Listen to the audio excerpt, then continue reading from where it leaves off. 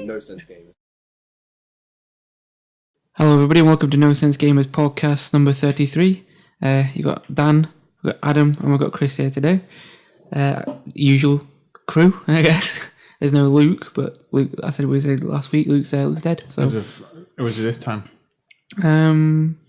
Good question. I think he's in the sea somewhere. He's just in the sea. I think he's in the sea with some swimming arms. I don't think he's left Bahrain at the moment. I think he's still there.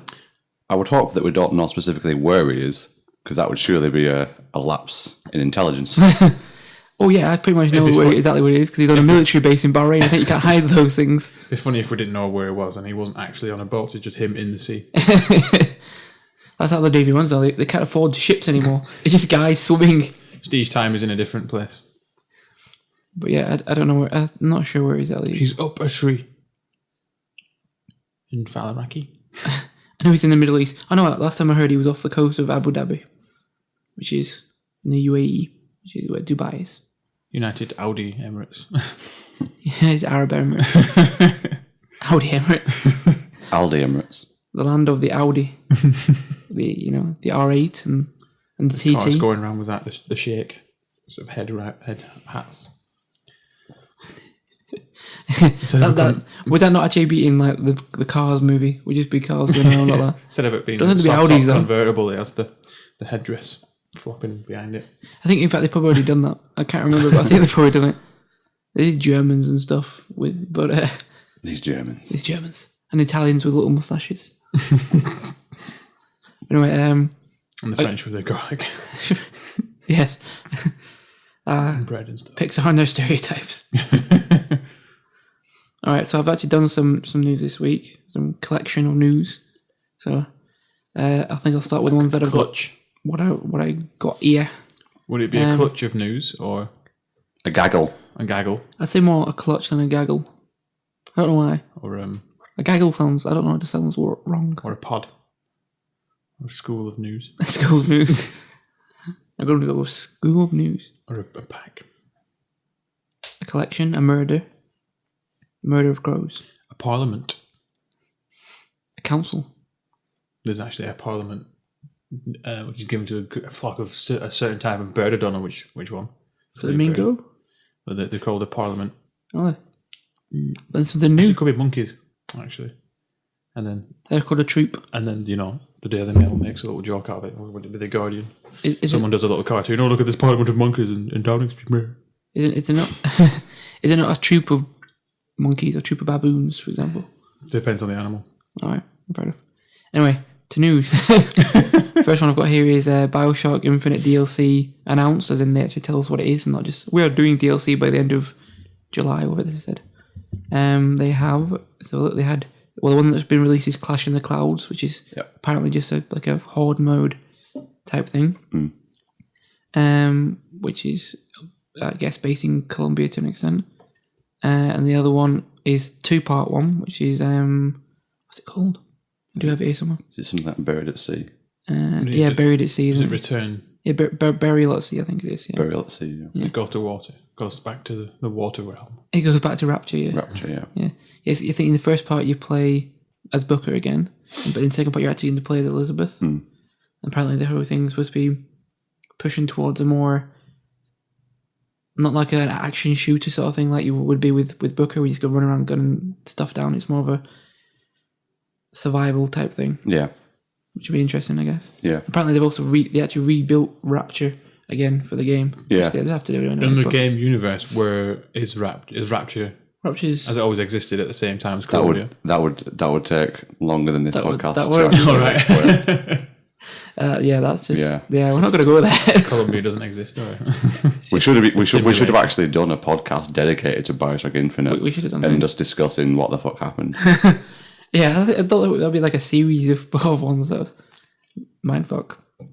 Let's have a look. But yeah, that actually, like, you've seen the images and stuff. It's got like a very noir feel. I've seen like the redesigned Elizabeth, the new costume and stuff she's got. See that? Oh yeah, it's in that picture. Yeah, looks good. The first more and not. Not that I've played it. Not that I've played much. But in Infinite, she looks like she doesn't know what she's doing. Just kind of, make a window into another world, and then there looks a bit more serious. Like she's killed a few people. Oh yeah, he's supposed to be that noir sort of with a cigarette in the hand sort of thing. Well, it's like more like 50s, isn't it? Yeah, sort of thing. The first DLC, the one that's set in Colombia, that just has. I have no interest in that whatsoever. It's like I won't. Even the fact that it's an action based. Like I don't play Bioshock Infinite, but Bioshock for the action. You know, it's like the world. You know, But then whereas that one, because of the fact that it goes back to Rapture, I don't buy DLC, but I'll probably end up buying that because I kind of want to see Rapture in the glorious sort of graphics that that Bioshock has, and even playing as Elizabeth, that's only quite cool. So whereas the first one definitely not, the second one, with the inclusion of Rapture, that's kind of that's kind of caught my attention. Yeah, I'll play it, but the first one, and it's not it was like because they said that we were going to release DLC by the end of July. Which they obviously that's a bad idea to say that because obviously it looks like it kind of rushed something out with it. And the thing is, it's like a horde mode type thing. We're just facing waves of enemies, but it's not got like a multiplayer thing, which kind of like is the whole purpose. Single player horde mode. A single player horde mode. That's kind of pointless. You play together with people to survive the waves, but I don't know. Anyway, move on from Bioshock. Don't think that was just something I put in there. Yeah, next gen Tomb Raider has been confirmed. Cool. Actually confirmed. There's always rumours flying about it, but the same team, more or less. Yeah, it'll be Square Enix. I mean, people, and there's like the guy who said it, I think, was like the Square Enix president of something or something. Yeah, he said it. It does say on here about it as well. Also, I know that they've got like a comic book that someone's doing with Dark Horse. They've always done one. So Dark Horse are doing one, and that's supposed to tie in between the two, I think. Yeah, it's going to be between them. What's going on? You have to tie it together. Have they said whether the next Tomb Raider is also current gen and next gen? Oh no, I don't. Not that I've read anyway. Yeah, I think it would just be next gen. It'd be too late. I hope it would just because unless something's coming out within the next that'd be a rush, wouldn't it? Year. Yeah. But even then, I won't be getting a game. I mean, you got to understand that a lot of people aren't going to buy a PS4 this year. They're probably going to wait till next Christmas. Yeah. So you do still need to bring out PS3 games, but it's like, well, if you're bringing out this Tomb Raider, you kind of want everyone to be devoted to the next gen one, and not just because of that. When we mentioned before a few times the fact that you're going to have the problem of do you buy Assassin's Creed, PS3, PS4. Same with Watch Dogs. Yeah. Watch Dogs would be definitely the next gen one for me anyway. But I know a lot of people, it's still, but once you get past a certain, there'll be a point where they'll stop. There would have been with this generation, wouldn't there? Because I don't know if they did it much with PlayStation, because at the time my PlayStation 2 broke, so I was on Xbox, but they did a lot of games where it was on Xbox and on 360, so it's like a weird crossover time, and that probably only lasted 6 months, maybe. I can't remember. It lasted much longer than that. Yeah. A year, maybe. I mean, they did it with PS1 to PS2 with Tony Hawk's game. I think it was Tony Hawk's 3. I had it on PS2, and then a mate had it on PS1. And it was, obviously very different. When the next one comes out, when people get one, if you don't buy anything current gen and just wait for next gen, you'll have a shit ton of games to get through. I'm too impatient to do stuff like that. That's my problem. I'm hoping which is a good thing. I can hold off enough. I'll hold off for Watch Dogs and things like that. Yeah, if they bring it out before that. But if it's going to be, I don't know about Assassin's Creed because I'm not that excited about Assassin's Creed. I like the look of it and stuff. It'll be interesting to play because I've played them all, so I will play it. But I don't know if it was worth waiting and then getting it. All the building up to that. I finally got it, and then it's getting. At least when you do finally get it, it should be cheaper than getting it. Not if it's on PS4. It might come down the price. No, because it'll come out at full retail price, won't it? I mean, if you're buying it there and then, Because I've played them all, so I am going to play it. However, I've not watched anything of the new one. Like apart from the original trailer they released, I've purposely just not read it. Yeah. Don't want to get my hopes up, so I'd rather play it, not knowing anything about it, other than the basics. But then I'm still thinking. What I've seen is it looks better if you wait till the next gen. Yeah. So most of the stuff I've seen has been on the PS4 and stuff like that. So it's not really. I can't imagine they probably just put it on the other consoles just because they can to make a bit more money. It looks like it'd be better on the next gen. Yeah, I would hope it would be. I think I probably would just wait, because then the thing about it, if you wait, it comes out on PS4. You could even the reviews will say whether or not it's a better game on PS4. If it turns out that it's not that worth it, you'll have waited a few months. So therefore, the PS3 version will now be cheaper. Yeah. So it kind of, you might as well wait, and then if it's not worth the money for PS4, save 15, 20 quid and pick it up on the on the PS3. What's that mean? Yeah. The other thing I've watched. I think I've watched a few of the multiplayer stuff, which again I think the multiplayer's got worse, not better. But I don't know about the single player. I've never even tried it.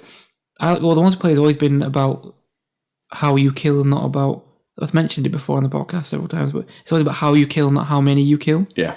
Which I always quite like, but it looks like they're pushing away from that. So it's becoming more how many you kill, not how you kill. It's always about if you could get like a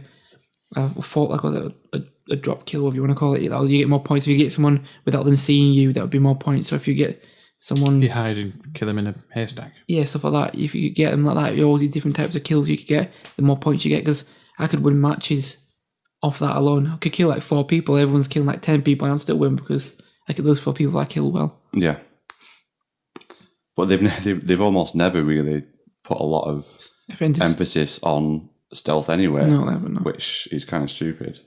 But yeah, but we've discussed that. The other one is the next piece of news I've got here is Microsoft announces upgraded GPU for the Xbox One. Has that not then been debunked though? No, I think it's done. I've not read it. Well, again, this is a week ago, so I don't know if there's. Yeah, I'm pretty sure when I read it was like no. All right. I don't know. I haven't seen anything about it. It was on N4G. It's been on the front page. I'll have a look. What I read about was just that they'd because the GPU is much slower than the PS4s, they were upgrading it in order to make it a bit faster by like 53 megahertz or something. That's what it says here on NoSenseGamers.co.uk. Commit to doing changing all the CPUs on all the Xbox. It's not. It was simply like an upgrade. It was like rather than having just this base AMD processor, it was going to be a custom one. But it was a custom one of that. It was that one, but they just customized it. But still, the PS4 is much faster, which will come into play eventually. Maybe not to start with, but it will. Once people faff with it and get to know it. Yeah, with games, when games get better and better, it will eventually come into play with it. So and you'll notice it. But to start with, I don't think it makes much difference. Let's have a look. What else have I got in news? I have more Xbox One stuff. That is Microsoft sharing on. Oh yeah, something about convenience the Xbox trying to go for with their game sharing. I don't really care about that. They've stated the fact that most of the new features are behind the gold membership paywall. That's down there. Yeah. How many different ones are there? Is it the gold and silver, or are there more than that? The bronze? No, there's gold, and all you don't have online pretty much. Yeah. But the silver is you have an account, but you just can't do anything. Do you still pay? No. All right. So by default, you're a silver. Yeah. Right. Okay. I think I don't know if you can play online with silver. I'm not sure. It used to be more like that, but I think now it's pretty much just if you have it or you don't. But it's basically just like Sony. The whole idea is that Sony will have a lot of things that are paid for anyway, but there are the basic features of things like the DVR thing where you can record your games and stuff and upload it and stream them stuff. That's all going to be free. You don't have to buy PSN to get that or PS Plus to get that. Yeah. But Xbox is talking about that you do, but everything pretty much you have to have gold for on Xbox now, so it's no. Yeah, I mean the fact that the PS4 automatically records 15 minutes, the Xbox only does 5. The PS4 is just free, and the Xbox is you pay for. So you're paying for a third of what the PS4 can do. You've always paid for everything on an Xbox, so that's not really something I don't think they've ever hidden. Nothing new if you're already with Xbox. But if you're looking to buy... When you can do certain things... If you're looking at a comparison between the two consoles. If you're looking... Because they're going to come out around about the same time, so if you're going to be looking at which one should you buy, you're going to buy the one where you get more free stuff. because that's just the way you do things. But yeah, the game. I can't remember what that was. That was game share. Oh yeah, to do with the way that you share games and stuff. To do with because the original idea was almost like was it before they backtracked? It was the whole idea they wanted to be Steam on a console, and because they backtracked, they had to take a lot of that stuff away, because it was all tied in together. Now it's supposed to be like apparently something like you choose one console to be your home console, which is your main console, and then you can use your stuff on other consoles. But I think you just have to have that. What I imagine something to do with the main one. You have to choose one main one.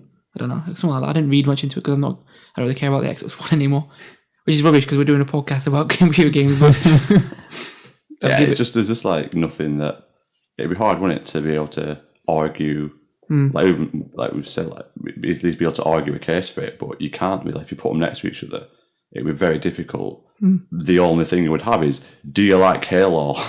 Yeah. You know, are you a massive Halo fan? Yeah. If you are, yeah, you'd probably get an Xbox. If you're not a massive Halo fan, I can't understand why you would get an Xbox. The problem is that a lot of it comes down like to marketing as well. I think I might have said this before, I don't know, but the whole thing with the way that the Xbox did all this backtracking and all changing things, all rushing, and you got Sony just staying steady, right? Was because they didn't market themselves at all well. They pretty much came out and said, this is what's wrong with our console, right? That's all you need to know. And then you've got entertainment. But nobody cared about the entertainment, so everyone just noticed what was wrong. Like, you are Microsoft. You surely have thousands of people to work in your marketing, and you come out and do this? It's a bit stupid. IGN summed it up quite well, but it was in a funny way. I can't remember any of what we said, but it's basically, it was like Microsoft said all this. So it's like, yeah, you can have free sex, but you got to pay for it. Which reminds me of a girl I once knew. And then Sony was like, hey, you can have free sex. It won't be that good, but then it should be good anyway.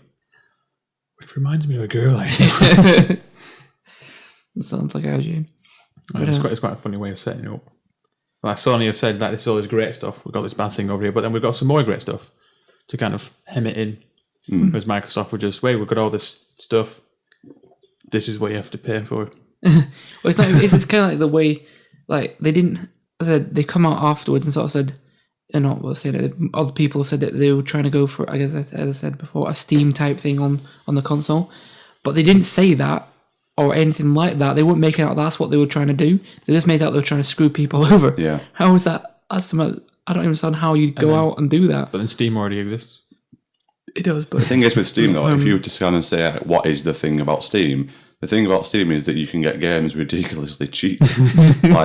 What's one thing you cannot get generally on like the Xbox Marketplace and PlayStation it's Store. Also to do with, if you were to buy a game, it would not be that cheap. Yeah. It's to do with more about the Steam being that digital marketplace. Yeah. Where things, and you can gift things and everything's more. It's like a place of rather than having to go everywhere across the internet. It's just one place where everything is pulled together into.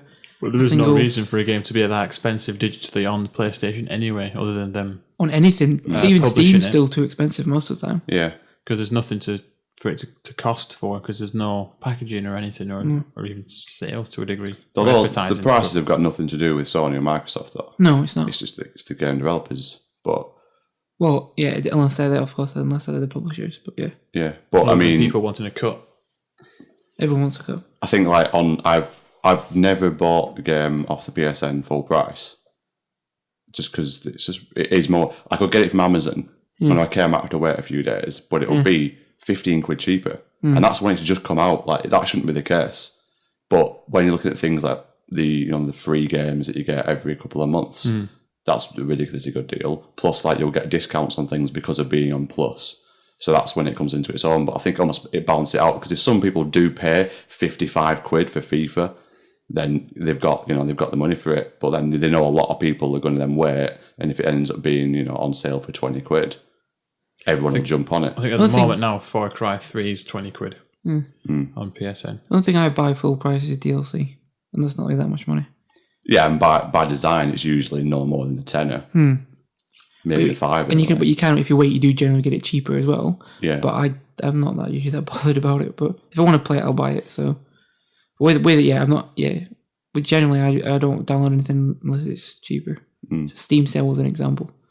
I think that's how most Steam users use Steam though. They don't buy any games all year, and then the Steam sale comes on. That's when you buy like 20 games, and that's your games for the year until the next year, and then just do it again. And they must make so much money from it. Oh, they probably make it's ridiculous. Ridiculous amount of money, don't they? Anyway, let's have a look. What else have I got? I've lost my page thing. Anyway, so Iwata, the Nintendo's big fella, he says they're not interested in doing cross-platform development, multi-platform development with Nintendo for Nintendo. In other words, games that are on Nintendo aren't going to ever go on any of the consoles. Is that because they can't? That's because of was it like a few months ago when someone came out and said that Nintendo should just stop doing games and start doing games for PlayStation, like stop the console thing and just start making games for other consoles because their consoles flopped. I don't know. Maybe, I don't know. It just says it about there's an interview on CVG about it. That's all. Yeah. Did you see the other thing about Asda? About Asda? Yeah. No longer selling. No longer selling the Wii U. No, the Wii U. Yeah. Like because no one's bought it. Because no one's buying it. Like that's just the one of the biggest. Yeah, they make on this retailers in the world has stopped selling a console that came out. It's Walmart in the US, but it's a different name. Yeah. It's owned by Asda. Walmart, yeah. But yeah, I think mostly here because I'm just reading it as like a third party thing on Game Informer, so I'm not on actually CVG at the moment. But it was they're making out something to do with the tie-in between hardware and software. That's why they're doing it. That's just because nobody else really wants it. Next piece of news is, let's have a look. We'd already discussed that one. Did you see the thing about if you get a day one release Xbox One, it says like day one on the controller, like a nice little sticker. It's a sticker basically, right? So then, how long do those stickers last though? They don't. Yeah, one of the I can't think who it is now. One of the top Sony guys was basically answering all the questions on Twitter, like people were saying like, what's this about PS4? And he was answering them, which is really a good thing that they've been doing that for a while, haven't they? Like, if there's a question, they'll just come out and answer it. And someone said, do you if you get a day one PS4, do you get some kind of sticker or something? And he said no. But basically no, like you don't get a sticker or whatever. And he said, but what I will say is this, is that every PlayStation 4 will come with an exclusive PlayStation written on it, and that's exclusive to the PlayStation. It's like they don't need to even. It's almost like they'll just let Microsoft do something. And it's like day one sticker on your Xbox One, and then they'll just troll them and be like, "Well, it says PlayStation on it," and that's everyone will get that. Like there was, I know that one of the bigger guys engraved into the plastic. I know one of the bigger guys talking about it from Sony was Sony's president of Sony Entertainment America or something. He's been quite active on Twitter and stuff. I've seen interviews with him as well and asking him questions about.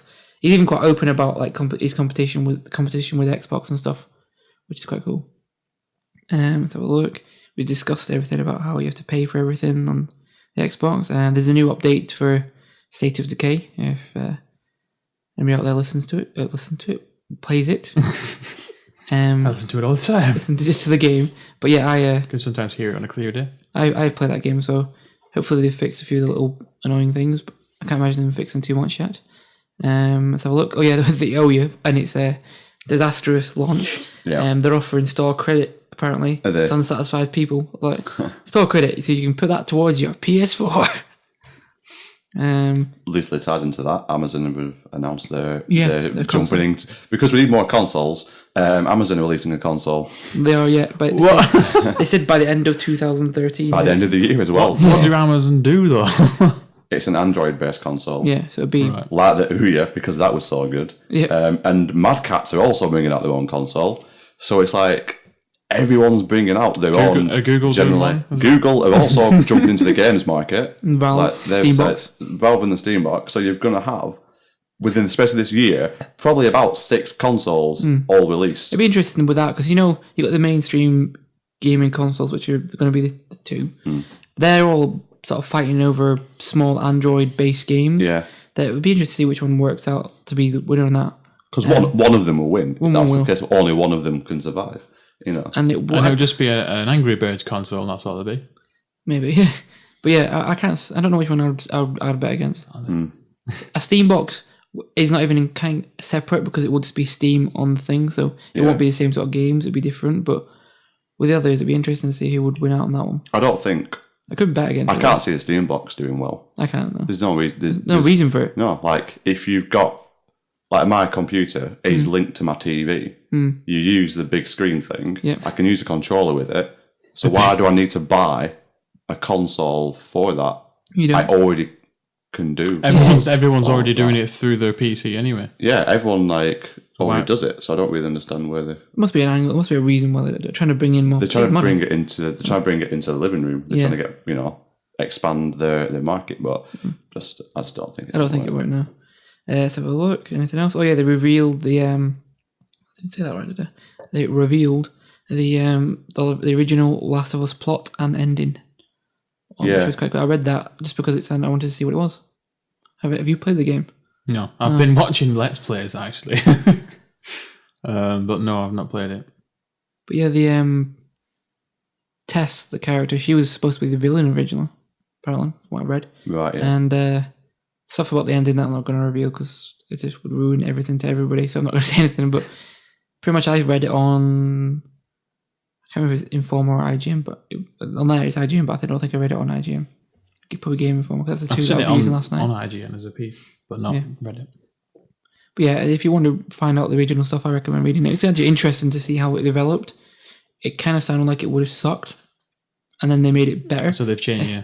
I don't know if there was one. I think there might be one guy pushing for this alternate ending, and that's what they went with in the end. But it's kind of like if they had gone with that, it was kind of like the ending isn't like what you would expect, is it really? It's not like it's not a happy ending as such. Oh yeah, they wanted to create. Originally, it was a happy ending. How crap would that have been? Yeah. So the ending is more like The Road, whereas the alternative would have been something else. Yeah, happy everyone. I think they've not even said that. Not The Road. The ending that the Mist. The ending that the actual ending tested really negatively with test audiences. Original ending. Yeah, they said fuck it.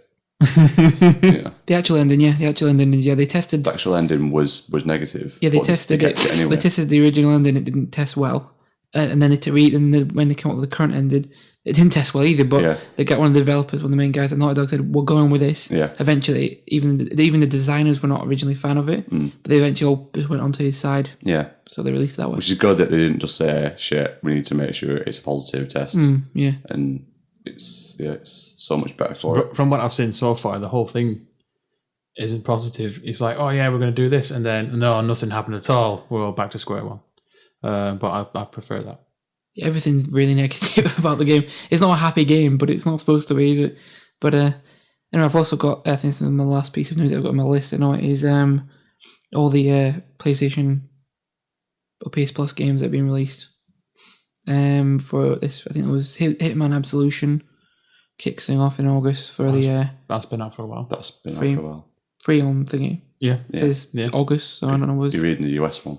I'm reading the US one. We got that 2 months ago. I think. The most recent things that have been released are Saints Row 3, Mafia 2, that's nice. Spec Ops: The Line. Spec Ops: The Line, Need for Speed Most Wanted, the new one. I might pick up Need for Speed. I've downloaded it. I've not started it yet. I played Spec Ops, and I like. Well, it was pretty much what the demo was. Just constant running and shooting. Yeah, I played the demo. I was like, well, it's not awful, but I'm not going to play it. It's one of those games that I think there's a lot of lists of like, here's 10 games that you won't have played that you should play, like that you might have missed out on, and that was always on that list. But it's not like a hidden gem. No. Like in the way that some indie games will slip by and you won't have played them, and they'll be like, "Oh my god, this is really cool." But yeah, that's always on there, and like XCOM is always on that sort of that list that might just kind of slip past. But yeah, I think it's just because it's not. XCOM's a free one as well. Just because it's not like a big game that you might not have seen. I don't know, but it's the usual thing though. The main character is thingy. Is Nolan North. Nolan North. So it's just like North. Same old shit. How the characters interact is, I know it's not typical stuff, soldier talk, like Generation Kill stuff. anyway. But you'll get to an area, you're being shot at. You get to the next area, you're being shot at. So you're just constantly running forwards and shooting at people. Yeah, I did see from even the demo that you're basically running like into the screen and hiding behind things to make your way to the back of an area, which just seemed kind of weird. So it's like almost like you're in a corridor where you're not an actual corridor. It's a corridor created by objects. But yeah, there's an opportunity for stealth. Like switch to silencer, shoot this guy. So you shoot the guy who's furthest away from everyone else. Shoot him, and everyone just spins around and starts shooting at you anyway. So you can't even just employ a bit of stealth. Yeah, Spec Ops, to mix it up a bit. Yeah, I think we talked about it before when I played it. But yeah, I finally found the right one, the one that my original link went to. Anyway, my original one was on PlayStation's website. So, you said Need for Speed, Mafia 2, Spec Ops, Lord of the Rings, Lego. That's Vita though. Yeah, but it just says PS Plus releases. Yes, but it's not PS3, it's Vita version. Sorry, it's still in the list. It's still a game. Anyway, then there's point out though that you can't play it on the PS3. No, that's the PS Plus.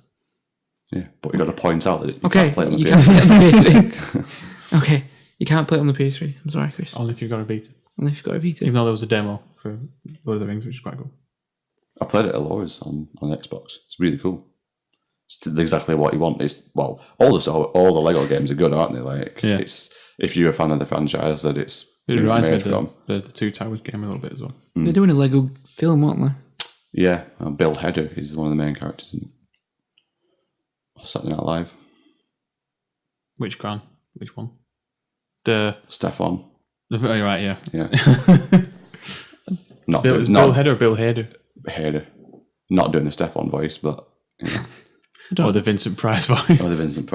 I don't even know if I watched the trailer. I don't know if it's going to be any good for the film, but... It's just a kids' film, though, isn't it? It's a kids' film, isn't it? Not expecting much, No, not really. If it's good, then that'd be good. Yeah. But I don't know. Anyway, I think we'll move on from news because there's lots more like Left 4 Dead 3 possibility and all that sort of stuff. But let's rumour. Pretty much Left 4 Dead 3 confirmed. Pretty much confirmed, wasn't it? It was on a list of games that someone getting a view. Someone's working on. Well, yeah, someone was getting a guided tour of Valve, and they took a picture of a screen and had a list of stuff they're working on, and one of them was Left 4 Dead 3. But no Half-Life 3. So unless they've done it on purpose and they're just referring to something as that, then pretty much kind of confirms. But the interesting thing will be whether it comes to PS4. Because in the past, hasn't it? Yeah. And so on PlayStation. Anyway, we'll move on to games we've been playing, I guess. Yeah. You playing anything new, Adam? Played Journey on Thursday night. I've watched a playthrough of that. Not played it, and I had the thought I should get this game. It's brilliant. It won Game of the Year last year. It did, yeah. Like it was the same year of release as Walking Dead. But one, so it was like one. Walking Dead won Game of the Year from quite a few people. Yeah, but then it was either Journey. So it was either Journey or Walking Dead. So I remember reading that and I knew Journey was a PlayStation exclusive indie game. Didn't really know anything about it other than that. Like I knew that it made by that people who did Flower. What's it called? Did Flower? Yeah. They're not called That Game Company. Something like that. Something like that. But yeah, it's amazing. Like it's currently £4 something on the PSN if you're a Plus subscriber. So if you're going to get it, you should probably go and get it. And it's only about 3 hours long. But it's amazing. It's like one of the best gaming experiences I've ever played. It's just it's brilliant. I watched it as a playthrough thing. No idea what is going on in that story. There's no story to it. Like you don't really find anything out. You don't. Well, it seems to have a story, but it's not telling you. So you got to figure it out almost. There's no guidance whatsoever. The literal only bits of text in the entire game are press start to begin your journey, hold circle, hold X. No other text or direction all after that. So you've got to just work everything out yourself with the help of a companion. Yeah, you just come across people, don't you? Yeah. So, it's just because me and I was playing it with Dave, and we were talking and saying it's great how there's no hand holding There's like, because games are so easy, like even like look at like say Dead Space, don't know where to go, click L3 and it just tells you, though that is a really cool thing, that's a cool concept and it's implemented brilliantly. Games are just too easy these days, so there's that. It was so just refreshing to have a game that's like, where do I go now, how do I do this? I've only got 2 buttons that do anything as well, which is brilliant because you don't need all these buttons, you simplicity, and you just got to work out yourself and you get through it. And it's like, and the sand mechanics and the sun, and it's really cool. It's like this is what video games should be. And from what I watched, it was just kind of like there is like a path that you sort of take, but it's like it's your journey, your choice to get to that end. Yeah, you're always aiming towards getting up this mountain. Which you see right the first shot, you see it in the kind of distance, and that's where you got to get to. That the shining light is where you get to. Yeah, and you just get there. Like there is a linear path to it. Yeah, but in massive open areas that you've got to get to. It's just it's such a good experience, and the soundtrack's amazing, and.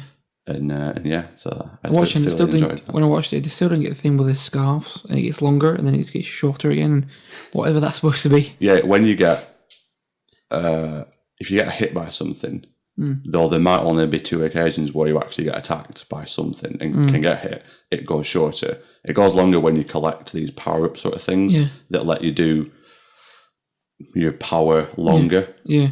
But then yours generally gets longer as you play through it. Yeah.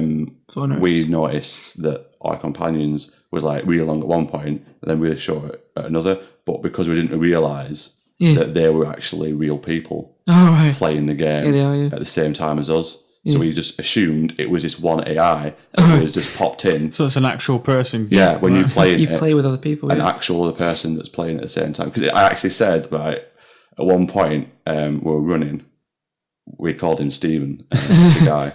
So I was like, where's Stephen gone? I thought it was one guy. And there was one point I was running up this bit and I said to Dave, sometimes I don't know whether I'm following Stephen or Stephen's following me. And that was actually probably true because as it turns out, it could have been at some point a guy that had played it a few times, knew where we were going, so therefore I was following him. But then other times, it was probably someone that they were playing it for the first time as I was, and they were probably thinking that I knew where I was going, so they were following me. And it's just brilliant. It's just it's fantastic. The thing I watched it on was on Rooster Teeth was one of their game videos. And they were just playing through it, and they had the guy that they were following around because they had never played it before, so they were following it around. And it was just them. It was amusing to watch because it was just them following this guy around. They're hoping that guy knew what he was doing because he had a longer scarf. Like he knows what he's doing. Yeah. And then they constantly they were just doing like dick jokes about how his was bigger and stuff. But it was quite funny. But it looks like an interesting. Well, I'll probably end up playing it, but it's got other games to play through at the moment.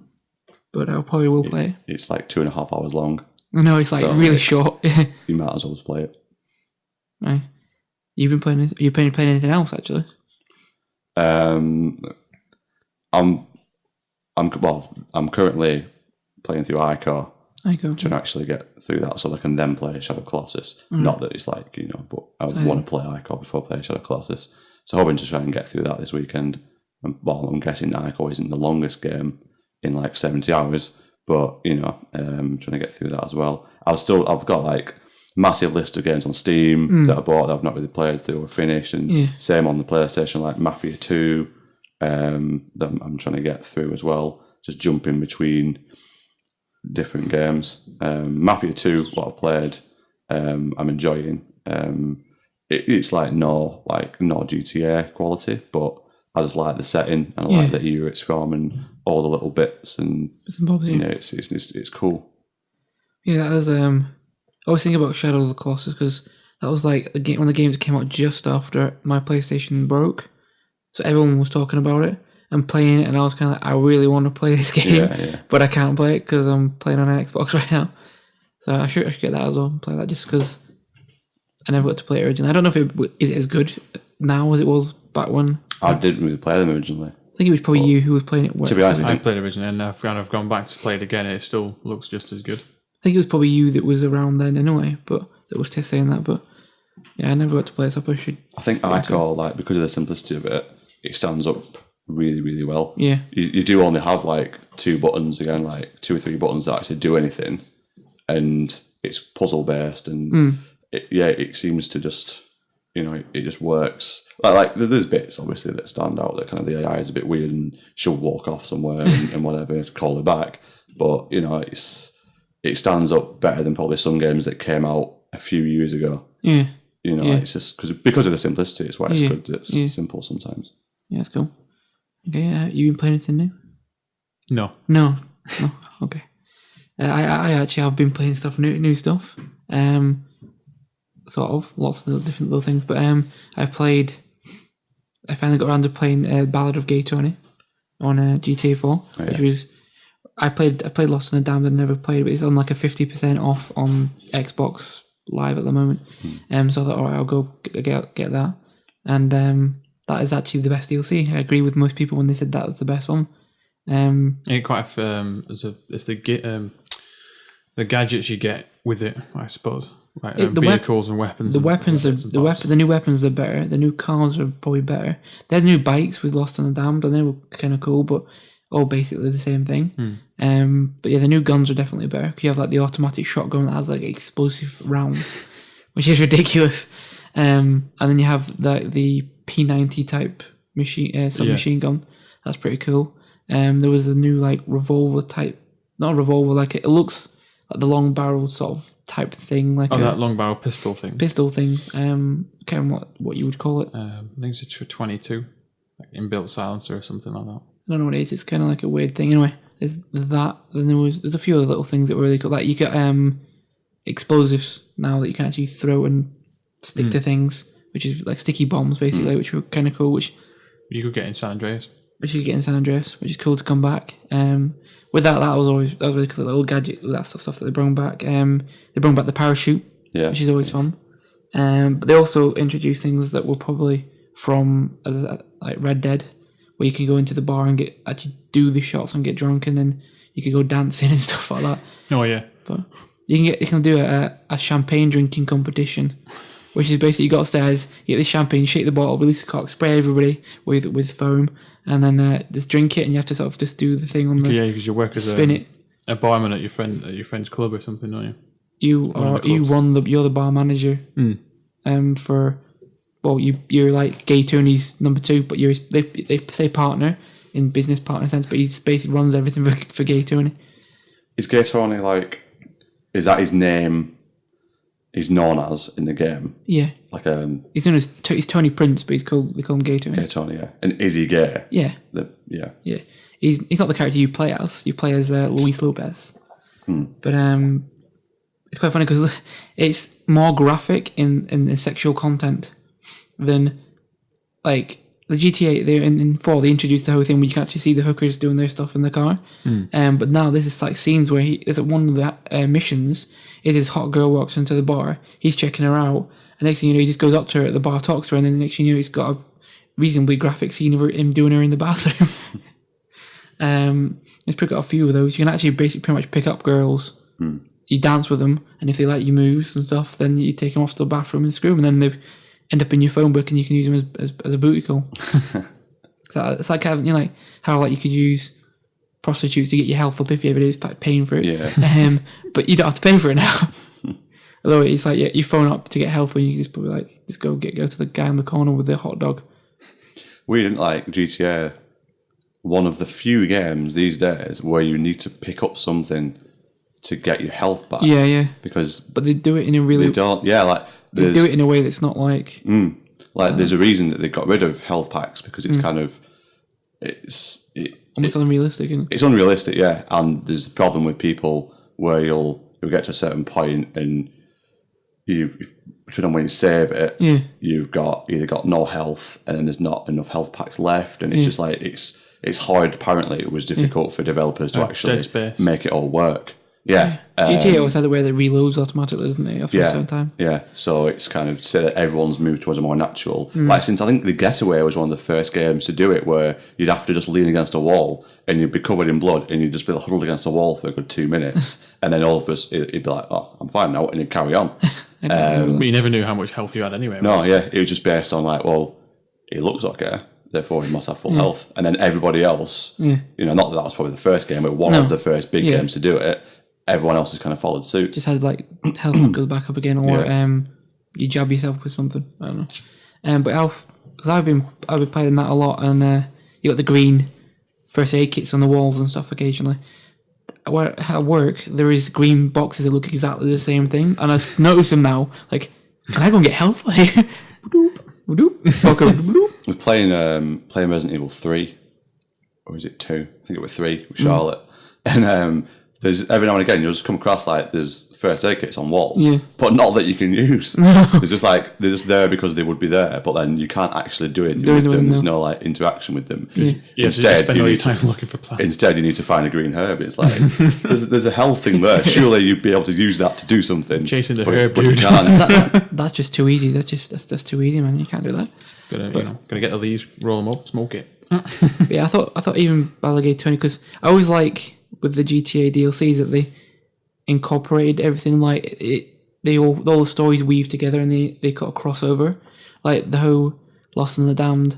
You're the biker guy, but you're also in the main GTA 4 story. Yeah. And then the cross stories cross over. It's the gang that you come across. You meet them and stuff. When you first start playing the Baldur's Gate, when you see Louis walking through New York, the streets, he nearly gets run over by Nico. By Nico in his suit, and because it starts off with him in the bank being robbed. Oh yeah, it's the bank heist bit, right? Yeah, kind of revolves around that point. But he pops up all over the place, because he pops up in the Diamond Exchange as well, in the museum.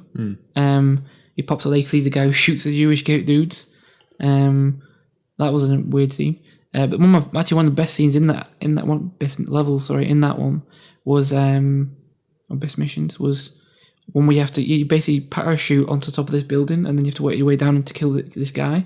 I thought it was really cool. This kind of felt. Is that the one that you're supposed to go in silently, and then somehow Omid Jalili does the voice of one of the characters. Omid Jalili is really funny in that. Yusuf he's called. Yusuf, yeah, he's really funny. It's basically just it's the stereotypical Iranian voice that he does, but it's actually got the character there. And it's like a kind of over the top, kind of pimp kind of guy who's like the son of a sheikh, rich sheikh, who's like, it was this flat upstairs. Eventually his father turns up, and Yusuf's just like no pants on with his golden Uzis, just like fucking about in this massive penthouse flat. Yeah, it's basically the American stereotype where they have the Persian nightclub owner. Yeah, he's basically what he is.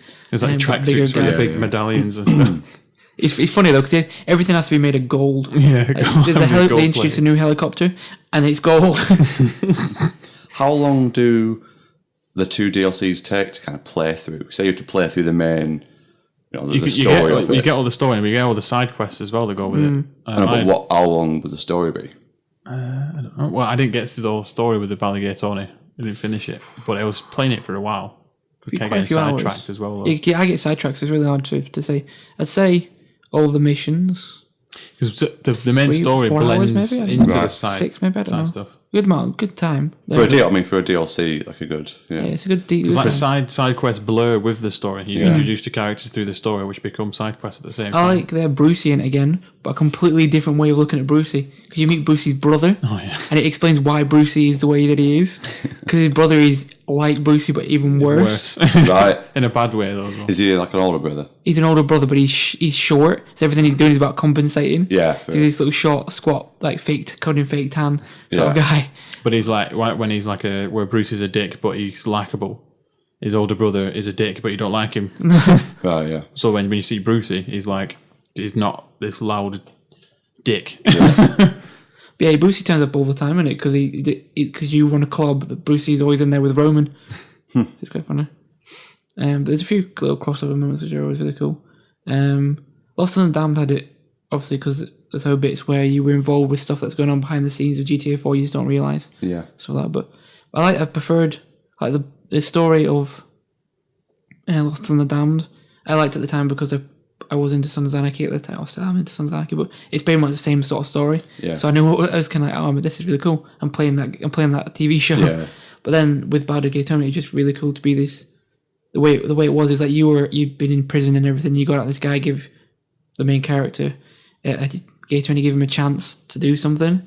And to become something. And his ultimate loyalty is to Gay Tony, but Gay Tony is just one of the hardest people in the world to get on, because he's just constantly almost like self-destructive, and that he's a drama queen. Yeah. The big drama queen kind of cokehead who just keeps forgetting about all these different businesses that he owns, and it all falls apart. And it would have fallen apart before Louis would have turned up. Yeah. Yeah, but it's kind of cool because Louis has his whole bits with his mum and everything, and because he's got two he's got like brother and sister, and they're really successful, living off in Los Santos or Vice City or something. But and he's this he was a drug dealer on the street, and she's all like not proud of him, all acting like you do something with your life, and he's like, I'm doing something. But he's the only one who actually brings her money and looks after her. But she doesn't. It actually acts like she's ashamed of him. Yeah. She's got quite. And then he got his childhood friends and everything who are still drug pushers and stuff. Some of them, one of them somebody new runs like a Fight Club type thing as well. Oh yeah, there's the guy. Yeah, he's not a childhood friend. He's just he's a loan shark. Yeah. But it's cool. Like, it's a bit annoying because like his crib. Oh, he's already got his safe house. Is a bit basic. They introduced new TV shows, which was kind of, I was like, they do it. I think they did it in the other one as well. They introduced new TV shows and they changed the radio stations. Like Integrity's got a new bit to it. Because I always listen to Lazarus. There's a change to the radio stations as well. There's little bits they've added bits. If, the Russian station has got like a British DJ. I can't remember his name. I think it's Pete Tong or something like that. And then more sort of European tracks on it, which aren't Russian. They're just like European club mix songs. Yeah. Yeah, they sort of change things to make it as if it's actually you changing. Because you got basically, I always listen to Integrity because the last final was quite funny. But you've got I don't know why they do it, but it's kind of like they have the one and it's sort of repetitive, so you basically get bored of the radio station and switch it off. But it's good with the DLC that you can then listen to the radio again while you travel. Yeah, it's like the rock stations have changed the tracks a bit with the Lost and Damned, and the more sort of electro dancey stations changed with the Ballad of Gay Tony. Yeah, it's cool. Knowing with the nightclubs though, clubs that you go into and you can dance, they're just the same like 3 songs on repeat. And if you're doing the bounce and side missions, you just listen to those songs over and it gets really annoying. There was one point where I thought, right, I want to see if I can, because like, if you have the booty call girls, right, you can eventually, they just text you and say, I don't want to see you anymore, sort of thing. Okay, so you think you can just go and get another one.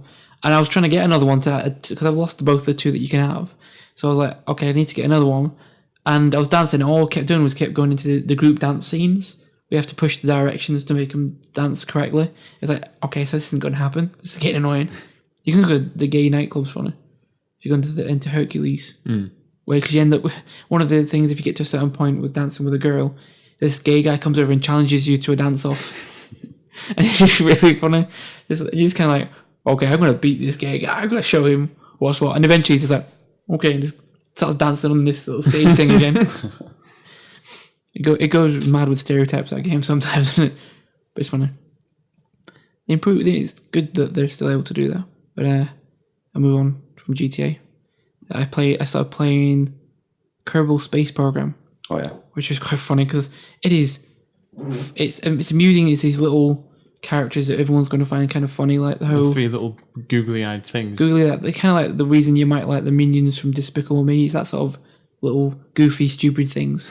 But it's really ridiculously realistic in the way that you fly or pilot your spacecraft. Like, I'm just doing the tutorials and I can't bloody finish the tutorials. One of them is like you do the basic tutorial, which is like you can you learn to build, and you learn to take off, then you learn to orbit. Then you have to learn how to get to the moon. And I can get to the moon, but then I can't get into orbit of the moon. I get there, and you get to the right point where it tells you to go. So you have to aim at like a 50-degree angle of the moon, 45-degree angle of the moon, so that you come out, so it comes towards you, and then you got to try and get it so you end up in an orbit of it. But I end up just crashing into it, or even worse, I just go off completely. You can easily just lose it. It's gone within seconds. But do you have to like build up your the different sections of your ship rocket? Yeah. And how it takes off and stuff like that. Yeah. I've not done that yet because I can't finish the tutorial. I want to finish the tutorial so that when I do get into space, I know what I'm doing. But it's all about you have to burn so much retrograde and then prograde and then get your angle right. And then if you get to spot speed, you can't spin too much, otherwise you just get too much momentum and you go off. And it's basically like it's literally an introduction realistic. into how to be with NASA. But with a goofiness to it, which is kind of cool. It's funny because you just got the 3 guys in the corner just going like,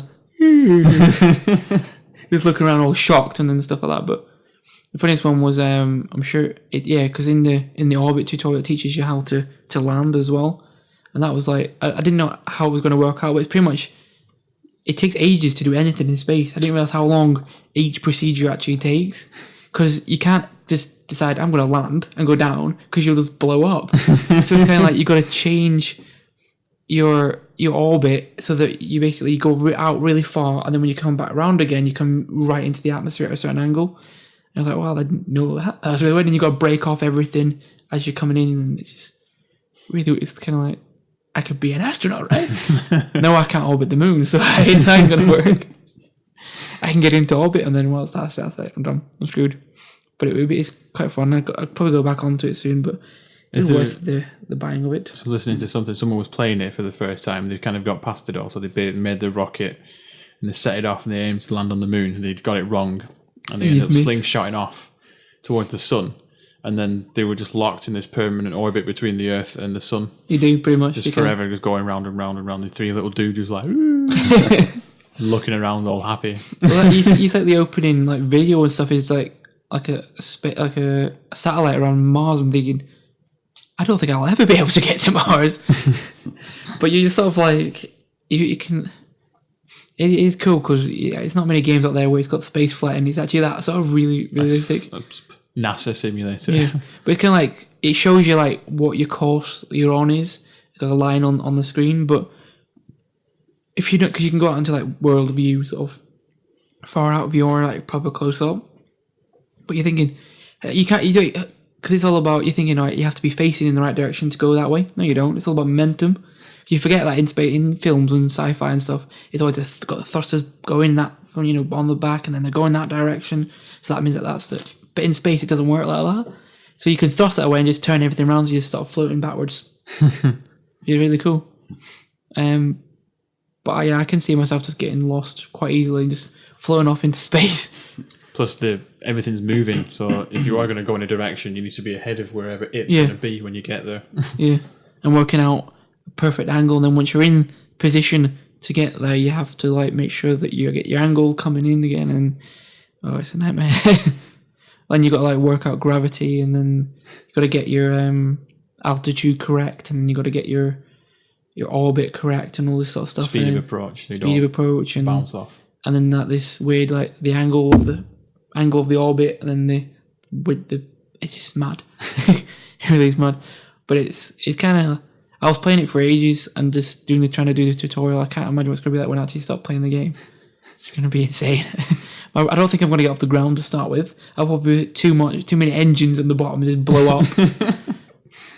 or you trigger all your different stages before you've even taken off the landing pad. Because you got to put them in the right order and everything. Like you think it'd be like the first one's first and everything, but it's not like the way it works.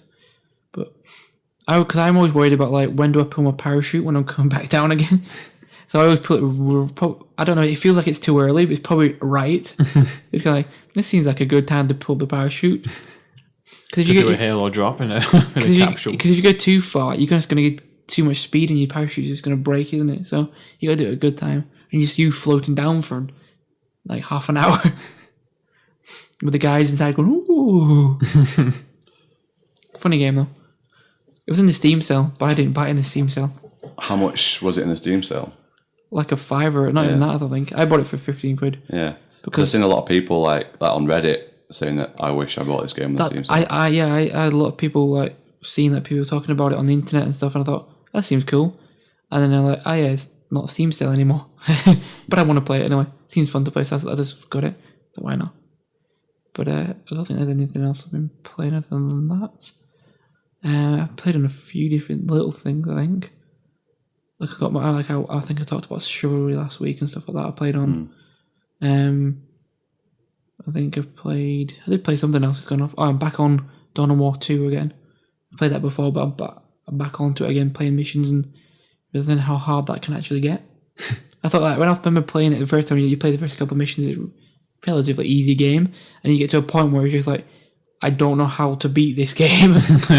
You just got your guys running in, trying to take on these huge tanks, and it's like, I just can't. These elder tanks are just killing me.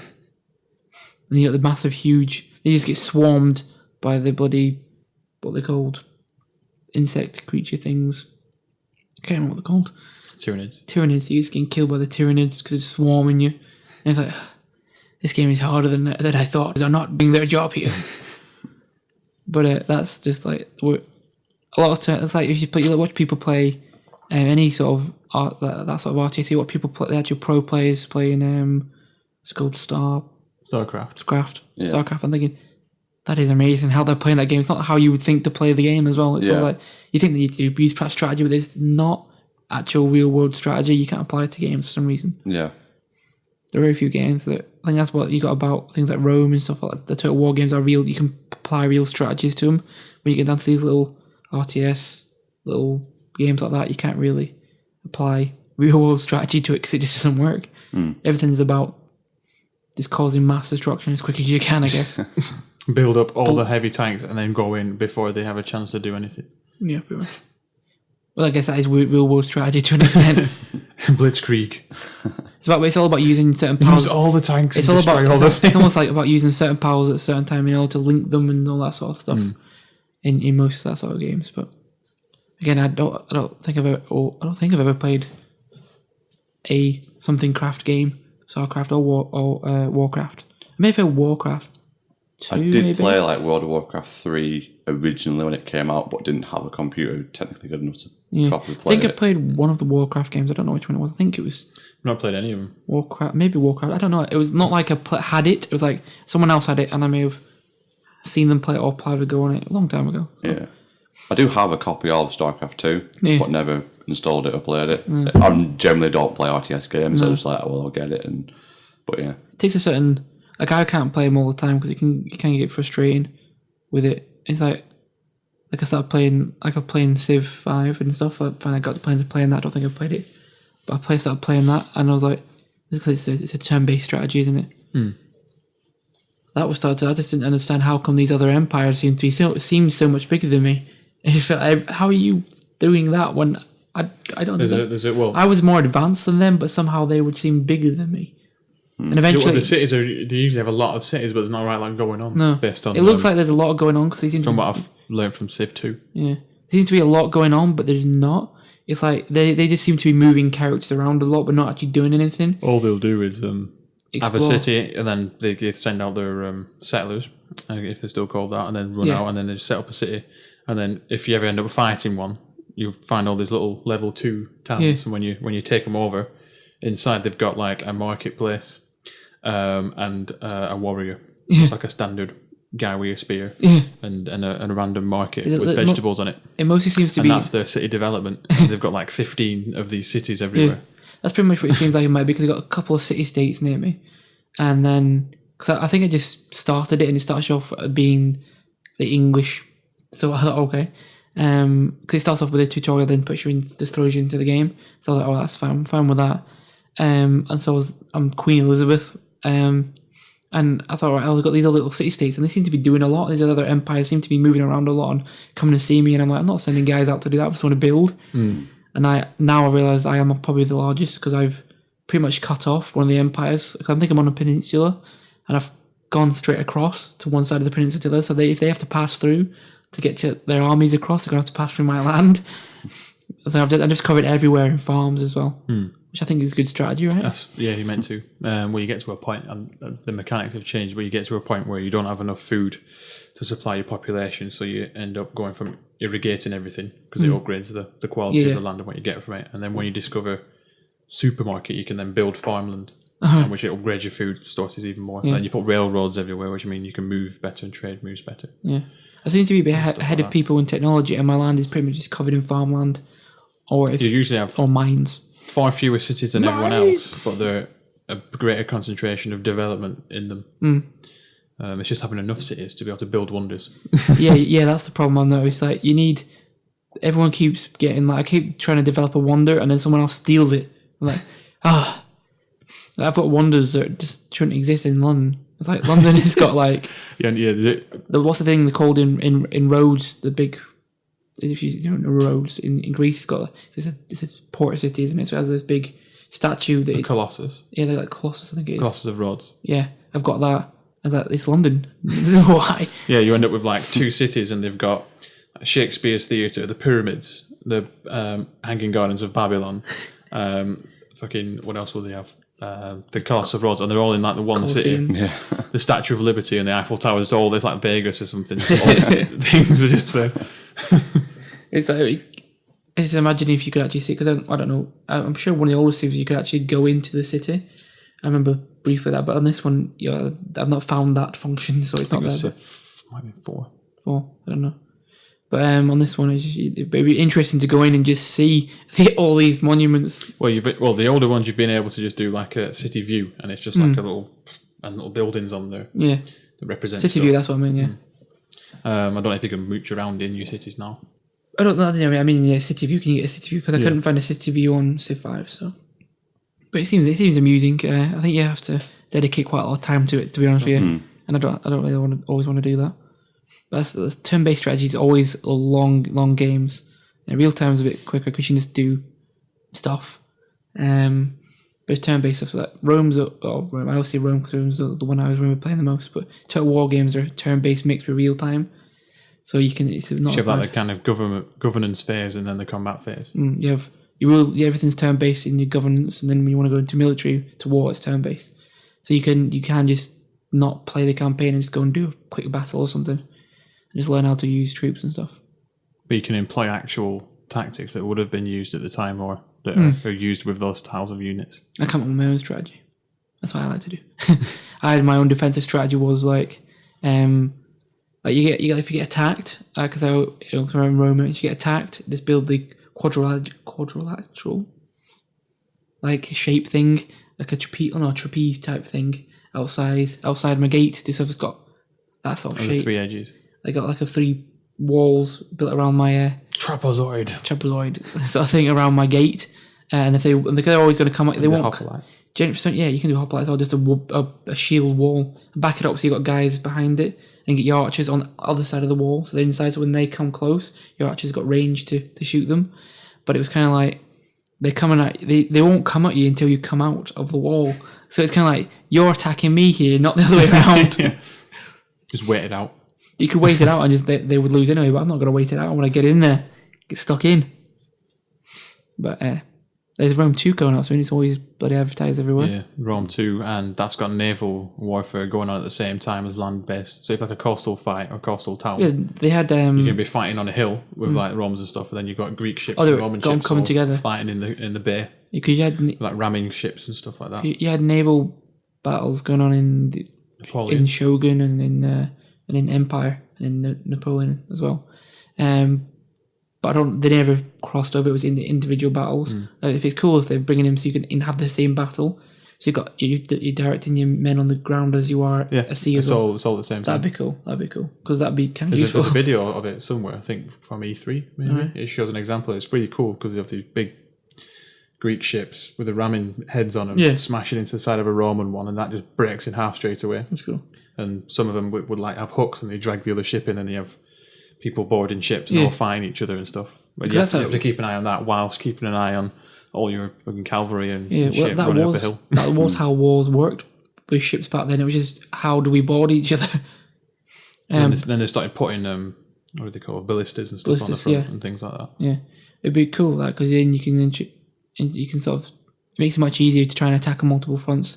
Trying to attack a port town, that would be. I'm always quite ruthless when I play those games though, because I will literally, it gets to a point where you won the battle but some people have fled, so then they are still on the map there, but they've run away from you. I will continuously chase them until I've slaughtered every last one of them. That's kind of ruthless. But it's like you're always in Rome, you always got rebels. So I'm like, rebels, I'm going to kill every last one of them the Roman way.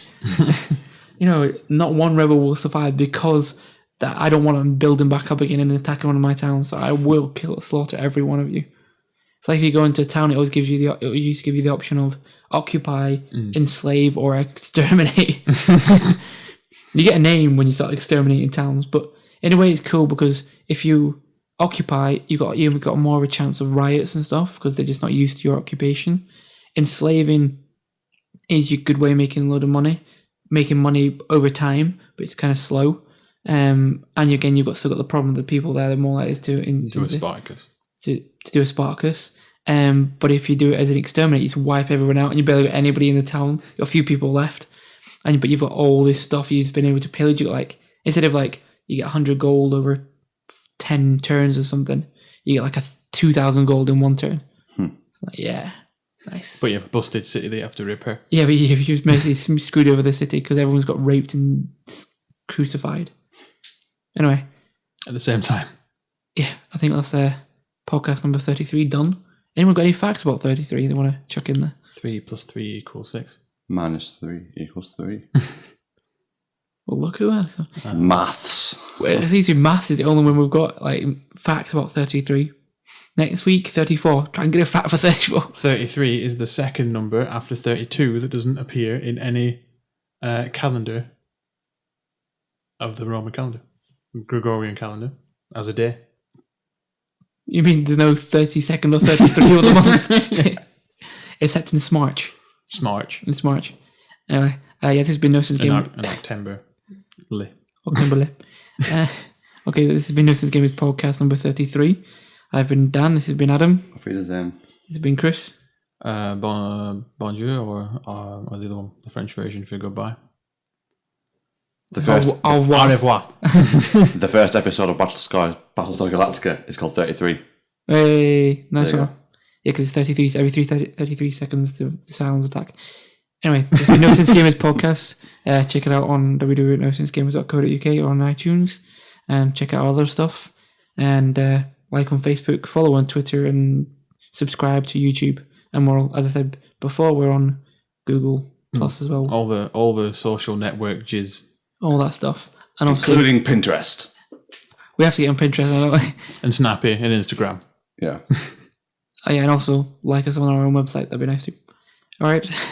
Go there after everything else. Yeah, go after everything. All comes to the same. All leads to the same place.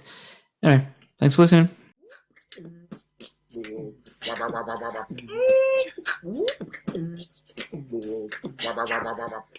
No sense game.